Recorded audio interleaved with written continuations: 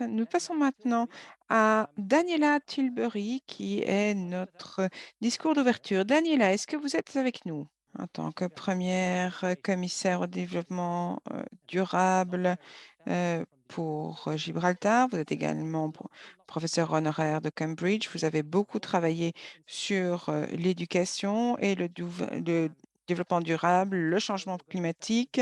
Et donc, vous allez nous parler de la manière dont l'éducation doit pouvoir être une réponse et comment bouleverser l'enseignement. Vous avez donc 30 minutes. Bon, alors, je vais saisir cette occasion tout d'abord pour remercier Educate, non seulement le personnel, mais aussi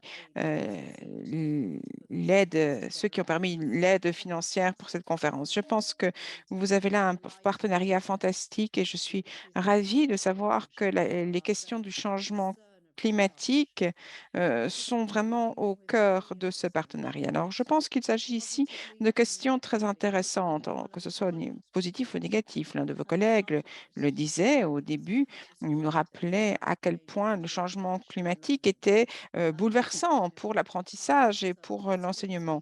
On se retrouve avec des écoles qui deviennent des abris, ce qui perturbe évidemment l'apprentissage des enfants et des jeunes. Donc, le changement climatique a un impact non seulement sur les communautés, mais aussi sur leur résilience et leur capacité à avancer. Et il faut pouvoir le comprendre. C'est un aspect extrêmement important du changement climatique. Mais ici, je vais plutôt vous parler finalement du revers de la médaille, si je puis dire. Vous savez, il y a toujours deux côtés à une médaille. Tout d'abord, il y a le bouleversement que le changement climatique a sur l'enseignement. Et ensuite, il y a évidemment ce bouleversement positif sur l'enseignement en tant que tel. Alors, ce que je voudrais vous dire aujourd'hui, c'est que les réalités du changement climatique mettent en lumière quelques problèmes éducatifs qui ont été finalement passés sous silence ces dernières années. Ils n'ont pas vraiment eu un impact aussi important que le changement climatique peut avoir sur les dirigeants politiques, sur les dirigeants de la société civile, les communautés, etc. Et donc, je vais vous parler en fait de la manière dont on peut comprendre l'influence de l'éducation au changement climatique sur l'enseignement en tant que tel et sur les apprentissages et comment cela peut être utilisé comme un portail vers la transformation et l'enseignement, que ce soit dans un contexte formel ou informel. Alors, mon premier transparent, si ça fonctionne. Voilà, voilà, voilà. Il y a quelques questions finalement qui sont reprises dans ma présentation. Alors, certaines seront abordées directement et d'autres indirectement. Et donc, la question est de savoir pourquoi parler de bouleversement de l'éducation? Qu'est-ce qu'on signifie par bouleversement? Y a-t-il des bouleversements positifs? Qu'est-ce qui se passe lorsqu'on bouleverse l'enseignement et les apprentissages avec comment le comprendre, cette perturbation, ce bouleversement dans le cadre de l'agenda 2030? Et enfin, quels sont les signes que ce bouleversement est déjà en route? Donc, je vais parler un petit peu de cela et puis je vais parler également avec vous de toute façon assez claire. Je vais vous partager en fait les résultats d'une recherche de pointe qui s'est réalisée dans ce domaine. Il y a vraiment quelques études très puissantes qui ont été utilisés pour étayer cette présentation. Je ne vais pas vous présenter des résultats en tant que tels parce que c'est assez euh, euh, ennuyeux, mais je vais plutôt vous dire ce que ces résultats signifient en pratique. Donc, merci de me suivre tant que je parle de tout cela, et puis également pour souligner que tout ceci est étayé par des éléments de recherche très solides. Bien. Alors, pourquoi parler de perturbation et de bouleversement? Donc, en 2015, les dirigeants du monde ont adopté l'agenda 2030 pour le développement durable avec les fameux ODD qui avaient pour objectif de mettre un terme à la pauvreté, aux inégalités, de protéger la planète et de garantir la prospérité pour tout un chacun. Alors, parfois, ce qu'on a tendance à perdre de vue lorsqu'on regarde ces différents ODD à la surface, c'est que leur intention profonde, leur intention première, donc, dans le cadre de cet agenda 2030, ce n'est pas d'ajouter d'autres éléments par rapport à notre situation ou de mettre en exergue la situation existante, mais plutôt de de perturber en quelque sorte les tendances de développement actuelles, de changer les choses telles qu'elles se produisent. Donc, la perturbation des tendances actuelles de développement, c'est probablement les termes auxquels vous devrez accorder le plus d'attention.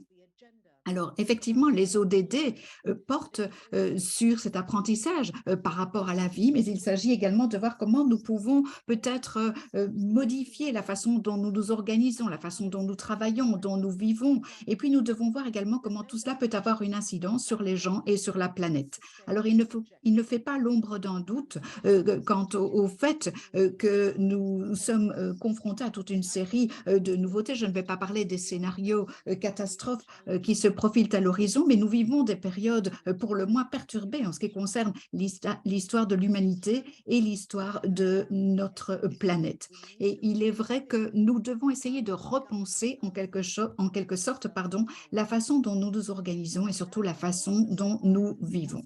Alors, bien entendu, ceci requiert de notre part d'assumer des responsabilités par rapport à notre quotidien. Assumer cette responsabilité en déterminant comment agir nous permettra de voir quelles sont les compétences requises et quel est l'état d'esprit qui doit prévaloir.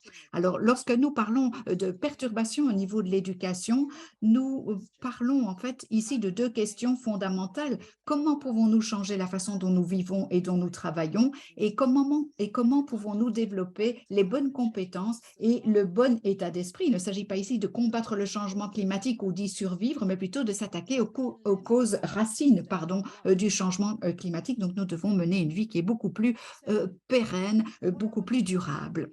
Alors, ce que je souhaiterais mettre en lumière ici, c'est qu'il y a parfois une erreur qui consiste à aborder les ODD comme étant un contenu thématique. Ce n'est pas du tout le cas. Les ODD, qui portent notamment sur le changement climatique, ce n'est pas un ajout qui vient se greffer à ce que nous faisons d'ores et déjà. Nous savons que ceci touche ce qui se passe dans nos établissements scolaires, dans nos communautés, dans le cadre de nos environnements d'apprentissage, etc. Il faut se dire qu'on va bien au-delà de cela.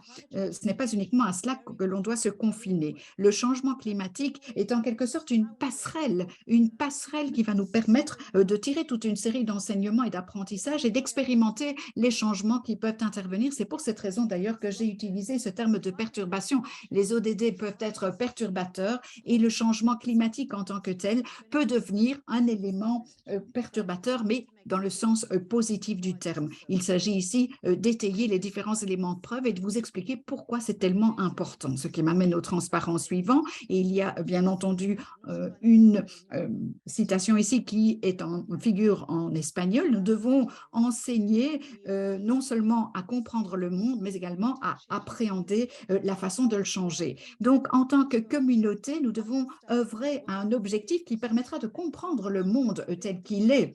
Et il ne s'agira pas ici de développer des capacités et des scénarios alternatifs qui auront pour objectif de modifier, de changer le monde dans lequel nous vivons. Et c'est véritablement là qu'on échoue en ce qui concerne la mission d'éducation et d'apprentissage. Ce que nous devons faire, c'est stopper cet agissement qui a pour objectif d'agir en tant que miroir. Et c'est souvent ce que l'on fait au niveau de l'éducation. On se focalise sur la résolution des problèmes, on se focalise à outrance sur la compréhension de ce qui se trouve devant nous et ce faisant, nous ratons le coche par rapport à la contribution essentielle de l'éducation qui a pour objectif d'être un phare dans la nuit.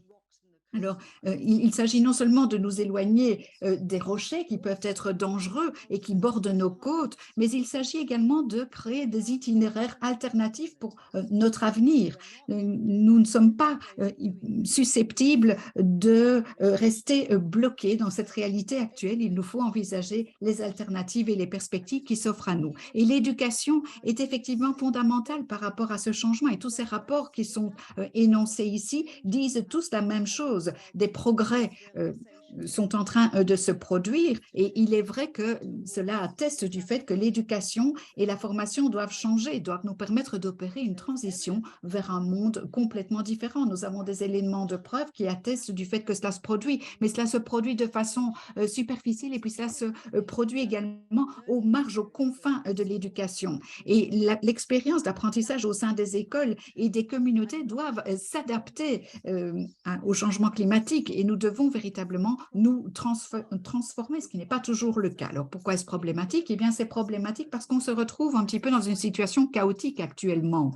Les éducateurs sont quelque peu submergés par le fait qu'ils doivent effectivement s'atteler à la problématique suivante. Mais il faut également faire face à cette réalité physique qu'est le changement climatique, parce qu'en parlant de questions peut-être plus discrètes, eh bien, nous faisons en sorte que des messages contradictoires émanent de nos dirigeants et nos étudiants sont en quelque sorte des responsabilités et c'est pour cette raison qu'ils descendent dans la rue, que ce soit les vendredis du climat ou autres, ou à l'occasion de ces activités. Et ce qu'il faut faire ici, c'est se dire qu'il faut créer des opportunités qui nous permettront de voir comment transformer le monde. Je pense que les étudiants auront davantage de connaissances à disposition s'ils comprennent au mieux comment les choses sont susceptibles de changer et les recherches menées à bien dans le secteur de l'éducation l'attestent effectivement à souhait.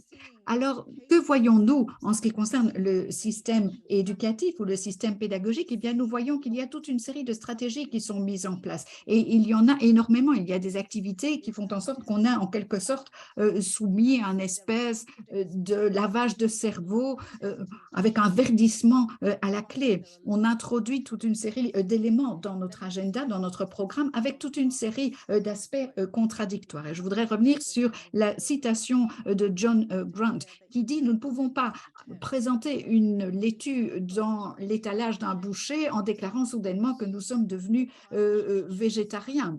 Je pense qu'il faut effectivement, dans le cadre de nos programmes scientifiques, dans nos activités d'apprentissage, nous devons tenir compte de cela. Nous ne pouvons pas faire fi de tout cela dans tous les apprentissages que nous menons à bien. Comme je vous l'ai dit, il ne faut pas que nous soyons uniquement un miroir. Il faut aussi comprendre la société actuelle et réfléchir afin d'éviter de reproduire ce qui n'est pas bon pour la planète. Nous devons donc changer. Nous devons non seulement changer ce qui se trouve sous nos yeux, mais nous devons également changer les opportunités qui se dessinent par rapport à l'avenir. Donc, pour moi, cette image de la laitue dans cette citation représente une contradiction qui existe d'ores et déjà au sein de nos sociétés, mais également dans le processus d'éducation. Et je voudrais vous donner peut-être quelques perceptions plus concrètes de ce dont il retourne. Ici, l'enseignant vous dit « Je m'attends à ce que vous soyez tous indépendants, innovants, que vous ayez un véritable esprit critique et j'espère que vous ferez cela exactement comme moi je vous le dis. » Donc, on essaye d'innover, bien entendu. On essaye de responsabiliser les étudiants et les jeunes. On essaye de développer leur esprit critique. Mais l'objectif ultime, me semble-t-il, est de leur permettre de dénouer les problèmes auxquels ils sont confrontés, de faire en sorte que notre pédagogie permette que cela se produise. Et ce n'est pas le cas pour le moment. Je pense que la façon de le faire sera beaucoup plus importante plutôt que la façon ou les thématiques sur lesquelles nous allons éduquer les jeunes. Nous devons véritablement changer cette dynamique d'apprentissage. Et au début de la conférence d'aujourd'hui, un de nos collègues a indiqué qu'effectivement, le changement climatique était perturbateur et que ce qui se passait parfois dans les écoles, c'est que ces dernières étaient transformées en refuge pour les victimes. Et je pense qu'il est important d'utiliser justement cette opportunité d'agir en tant que refuge, puisque les communautés seront rassemblées sur place dans ces établissements scolaires, les communautés, les élèves, eh bien, il faudra en profiter pour entamer un apprentissage. Il ne faut pas nécessairement installer tout le monde derrière un pupitre ou un bureau pour que cela puisse être le cas. Alors, il y a bien entendu toute une série série de thématiques qui sont parfois un petit peu plus superficielles au niveau de l'éducation, la question des déchets, etc. Ici, je voulais partager cette illustration. Et moi, j'adore être présent parmi vous aujourd'hui au milieu des plantes et des animaux. C'est tellement fantastique que moi, j'aimerais bien rester le plus longtemps possible parmi vous. Alors pour moi, cette illustration évoque ce qui se passe dans le secteur de l'éducation. Nous avons tendance à nous préoccuper de cet emballage en plastique et on a tendance à se demander combien de temps faudra-t-il à cet emballage en plastique pour se dégrader dans l'environnement. Et nous essayons de travailler au niveau scientifique pour agir sur ces déchets. Parfois, nous pensons à ramasser ces déchets et nous nous concentrons sur le nettoyage de la nature. Nous nous concentrons sur le changement de certains comportements que nous devons imprimer, des changements que nous devons imprimer, mais ce n'est pas de cela dont il retourne. Je pense que c'est nos modes de vie qu'il faut modifier.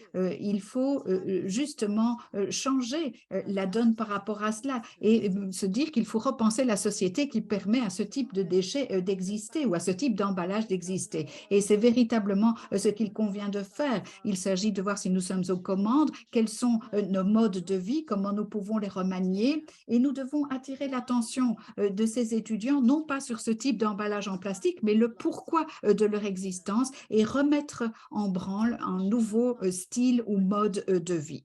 Alors, c'est véritablement critique, mais ces contradictions existent également ailleurs que dans l'environnement scolaire. Et je suppose que toutes et tous, vous travaillez dans des établissements scolaires avec un bâtiment qui est doté de murs et d'un toit. Mais je sais qu'en Afrique, en Amérique latine, ce n'est pas toujours le cas. Nous n'avons pas cet environnement, disons, idéal. Mais une fois de plus, là, nous avons des messages contradictoires au niveau climatique, au niveau du changement climatique.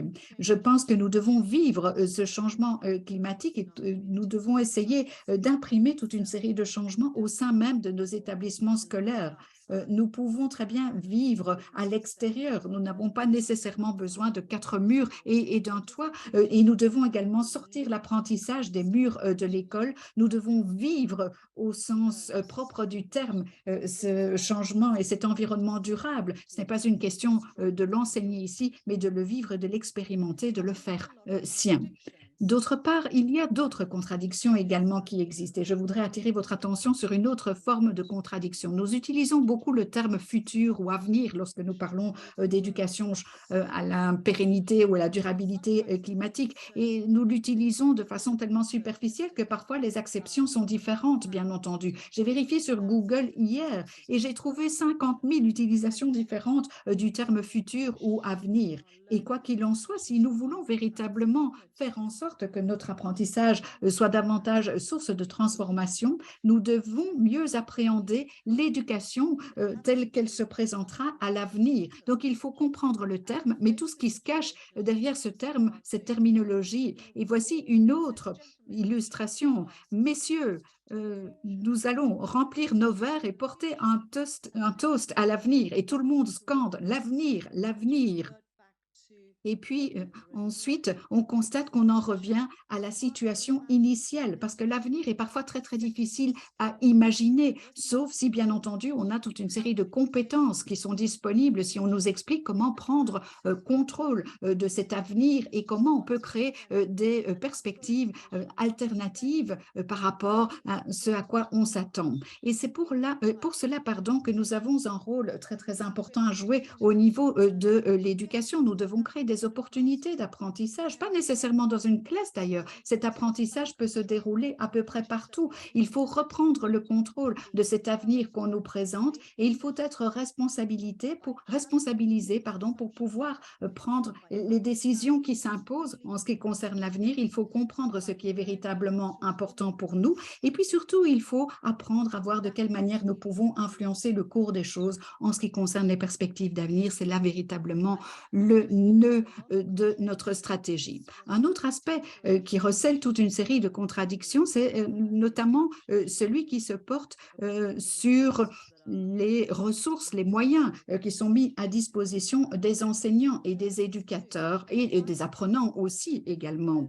Et là, nous pouvons constater qu'on a souvent tendance à privilégier la compréhension, le savoir, les connaissances et les valeurs. Mais ce n'est pas véritablement cela qui devrait être au cœur de nos préoccupations. Je pense que nous devons voir comment nous pouvons affecter le changement. Nous avons des niveaux de sensibilisation et un bon niveau de connaissances scientifiques, en particulier chez les jeunes, mais nous n'avons pas toujours les compétences ou les outils nécessaires que pour pouvoir agir, que pour pouvoir faire quelque chose par rapport à cette situation, parce que l'éducation et l'apprentissage, ce n'est pas créer l'expérience de vie tangible et palpable. C'est pour cela qu'il faut aller au sein des communautés et il faut vivre cet apprentissage du changement climatique pour de vrai. C'est uniquement par ce biais-là que nos jeunes et nos collectivités et nos communautés pourront développer des compétences en agissant.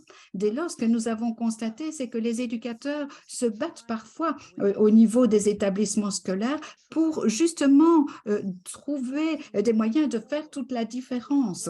Et ceci fait en sorte que parfois on s'éloigne quelque peu de ces nouvelles perspectives d'avenir parce que cela implique bien entendu un changement et un changement qui va du bas vers le haut. Et c'est une courbe qui s'enclenche ici, à l'instar de ce serpent sur cette échelle. Parfois, on monte de 3 échelons, parfois, on descend de 2 échelons. Et c'est pour cela que les éducateurs ont besoin d'un système qui les soutient et qui les incite à devenir des agents de changement. Et il ne s'agit pas nécessairement de voir comment avoir les connaissances requises que pour pouvoir justement enseigner tout ce qui tourne autour du changement climatique.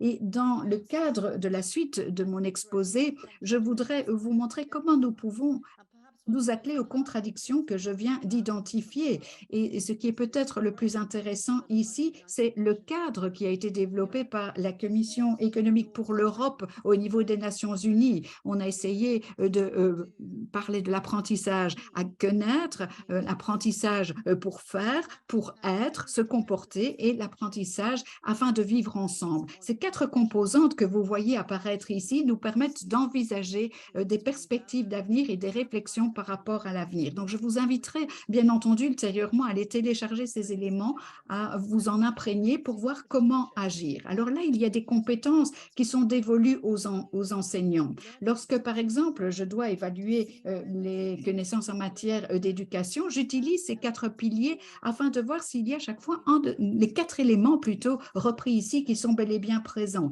Est-ce que nous créons des opportunités d'apprendre à connaître, à faire? Est-ce que nous avons des opportunités d'apprendre à être, à se comporter et des opportunités d'apprendre à vivre ensemble? Donc, ces 4 composantes sont très, très importantes. Comment pouvons-nous vivre ensemble les changements qui s'impriment? Et j'ai trouvé que ces 4 piliers étaient très, très intéressants et des enseignants d'ailleurs que je connais ont pu les mettre en application avec un certain succès. Alors, il y a beaucoup d'expériences positives de changement, bien entendu, qui ont été recensées et certaines nous ont permis de nous atteler à ces contradictions. Et il y a un autre facteur qui peut influencer notre succès en la matière, à savoir une approche holistique au niveau de l'école. J'y reviendrai dans quelques instants. Les perspectives d'avenir et le fait d'être focalisé là-dessus, j'y passerai quelques instants également. Et puis, la nécessité d'avoir la possibilité de se frotter à des expériences, à du concret, ne pas se contenter de se focaliser sur des manuels. Il faut également faire évoluer les hypothèses. Et puis, il s'agit d'avoir une approche qui part de la tête, du cœur, mais également une approche où on met un petit peu les mains dans le cambouis. Et il nous faut une approche équilibrée entre ces différents éléments. Il ne faut pas, bien entendu, créer d'anxiété ou d'incapacité ou de sentiment d'impuissance ou d'incapacité à faire face à ces différentes thématiques. Donc, il faut faire appel à ces 3 sens que je viens de mentionner. Et puis, il faut aborder la complexité et ne pas se focaliser de manière outrancière sur la résolution des problèmes. Très, très souvent, les experts, les techniciens peuvent de leur côté résoudre ces problèmes. Pourquoi embêtons-nous, si je puis dire, les étudiants avec tout cela? Donc, il faut se pencher sur cette complexité et puis sur outils qui nous permettront de l'appréhender. Alors tout d'abord et très très rapidement, cette approche holistique ou globale au niveau de l'école. Par une approche globale au niveau de l'école, nous reprenons l'apprenant au cœur de la communauté, l'apprenant au cœur des différentes sphères d'influence auxquelles il est confronté, les parents, les parties prenantes, les enseignants, la communauté. Et ce qu'il faut, c'est créer des connexions entre les uns et les autres, créer ces connexions par rapport à l'environnement de vie dans lequel nous évoluons. C'est ce qui est véritablement important et il y a beaucoup d'excellents travaux qui ont été déployés dans ce domaine. Je me ferai d'ailleurs un plaisir de vous en recommander certains si tel était votre souhait et si cela vous intéressait. D'autre part, nous avons également la fameuse boussole de l'OCDE qui vous permet de naviguer, si je puis dire, à travers les méandres de la complexité et du quotidien. Il s'agit effectivement de quelque chose de fondamental. Il faut effectivement ne pas se focaliser sur la résolution des problèmes, essayer de comprendre l'environnement, de comprendre de quelle manière les différents éléments sont interconnectés, les carrières, le mode de vie, le fait de se nourrir, le fait de s'alimenter, le fait de prendre soin de sa santé, le fait de venir en aide à autrui au sein de la collectivité et de la communauté. Tous ces éléments sont intrinsèquement liés et cette complexité est véritablement importante et enseigner cela aux jeunes est aussi important que de l'enseigner aux adultes. Mais nous devons le faire d'une certaine manière pour pouvoir repositionner l'apprentissage et sortir d'une approche linéaire et simpliste avec des valeurs, des connaissances et des actions. C'est beaucoup plus complexe que cela. Et puis là, on a le cadre qui est sorti de la Commission européenne, qui s'appelle Green Camp. Et donc, ça donne un aspect très visuel. Il s'agit ici de voir de réflexion systémique et d'appréhender finalement cette complexité, vraiment l'appréhender de façon tout à fait correcte. Alors, tout ce qui est esprit critique, action collective, tout ceci doit se retrouver dans l'éducation au changement climatique afin de transformer cette éducation. Alors ensuite, nous devons également créer les opportunités où les jeunes apprenants, les apprenants adultes puissent avoir l'opportunité de regarder un plan pour mener leurs actions, pour réfléchir. Le changement n'est pas linéaire. Même se changer soi-même, c'est loin d'être facile. Donc, plus vous avez l'expérience du changement et plus on peut présenter ces expériences de changement aux communautés d'apprenants, mieux nous pourrons leur enseigner. En tant qu'enseignants, nous devons également apprendre à changer ces approches de cours. Donc, ce n'est pas simplement des professeurs devant les étudiants, devant les élèves. Et il faut pouvoir intégrer la réalité quotidienne des élèves dans la classe. Ceci revêt une importance de plus en plus prégnante. Alors, très rapidement, je voudrais simplement dire que il y a 4 points importants aujourd'hui. Tout d'abord, nous devons perturber de façon euh, positive nos approches pédagogiques, les dynamiques d'apprentissage que nous avons afin que nous n'ayons plus cette situation. On n'a pas besoin de bureaux encore. Nous devons également perturber les espaces, les lieux d'apprentissage. L'apprentissage peut se passer n'importe où. Il ne doit pas être devant un tableau noir. Nous avons besoin de questions et de différents types de questions.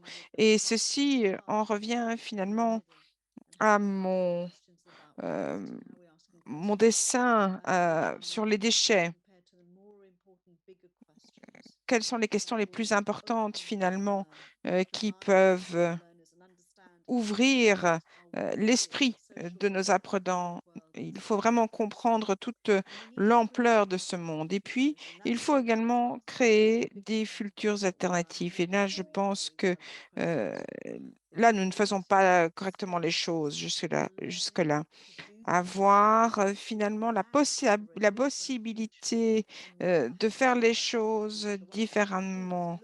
En fait, ici, on a tendance à regarder la situation actuelle et se dire, bon, quelle est l'étape suivante? Nous devons regarder les voies alternatives. Nous devons pouvoir décoloniser finalement ce futur de nombreuses manières. Alors, très rapidement, nous devons arrêter de transférer des connaissances. Nous devons revenir aux causes fondamentales de certaines de ces questions.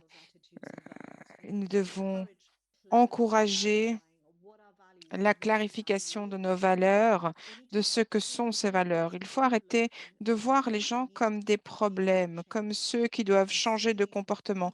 Et nous devons commencer à les voir comme des agents de changement, les apprenants qui ne doivent pas être modelés, mais qui peuvent modeler leur avenir. Nous devons également nous écarter des actions individuelles.